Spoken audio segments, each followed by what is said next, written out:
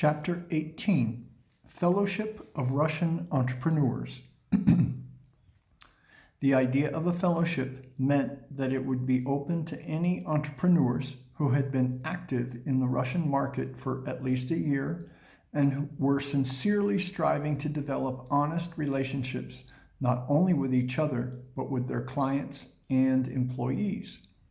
Representatives of various nonprofit societies tried to persuade me that today's entrepreneurs were cool to the idea of any form of organization, that the age of faith-based euphoria had passed, and that membership in societies one could join simply by paying a modest fee had catastrophically diminished.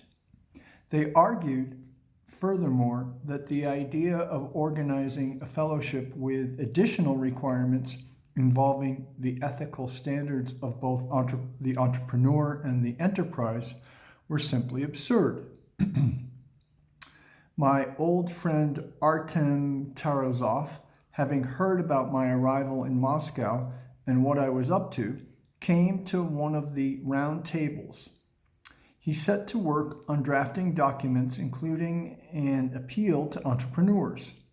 He laid out several $1,000s so that I could make up glossy brochures to give out to delegates at a small business congress being held in Moscow.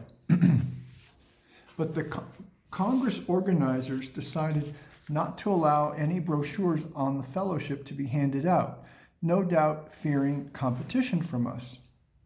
As a result, secretarial staff and students positioned themselves just outside the entrances to the Rossiya Hotel, trying to hand delegates folders containing the brochures.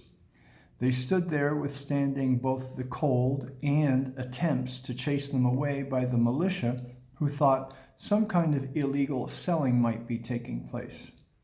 Artem still managed to take a package of brochures into the Kremlin Palace of Congresses, where the Congress was being held, though unfortunately only a rather small quantity. The operation we had placed so many of our hopes on ended in failure. Organizing the fellowship was proving to be an impossibility. The difficulty was that getting the necessary information out to all the entrepreneurs across the country required a huge outlay of money for printing and postage, since favorable responses were coming in from only 10% of the people we managed to reach. The required funds were simply not available. Besides, the League executive kept back a portion of the membership fees as office space rent, as they had no other source of funds. Sensing some sort of snag, the League stopped giving out money for organizational expenses altogether, in spite of the fact that the membership fees had been specifically earmarked for organizational expenses. The League needed to use the entrepreneurs' membership fees just to cover operating costs, they explained. Then they began holding back wage payments for the secretarial staff. I was obliged to vacate the League's premises, leaving behind my second computer, which had been purchased with funds from the entrepreneurs who had joined the fellowship.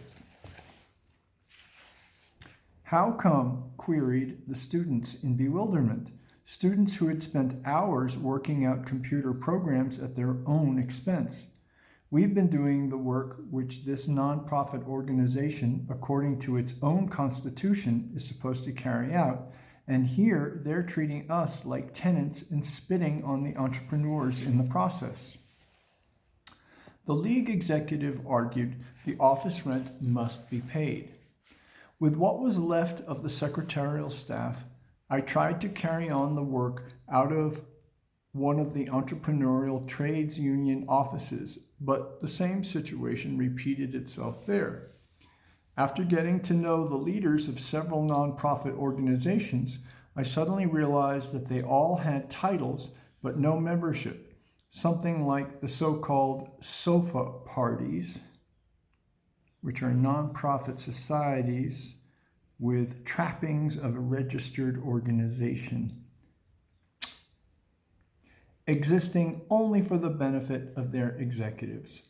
While this was not true of the Farmers and Peasants Association, this was, generally speaking, the general state of affairs at the time.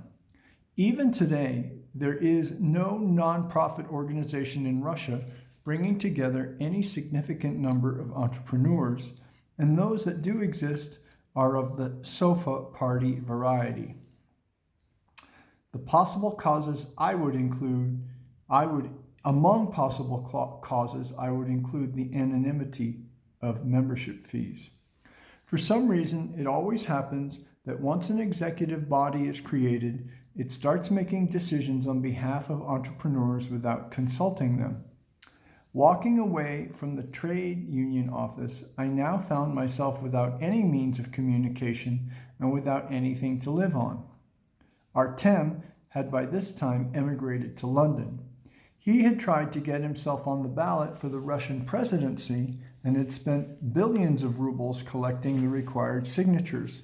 But when the Central Election Committee invalidated most of those signatures, Artem was obliged to look after repairing his own financial affairs. The local residents working in the secretariat, not receiving any pay, were obliged to quit. I was left all alone, or rather, I thought I had been left all alone. But 3 Moscow students weren't about to abandon the work they had started: Anton, Artem, and Lyosha. Anton actually used his own holiday savings to pay the monthly rent on an apartment for me.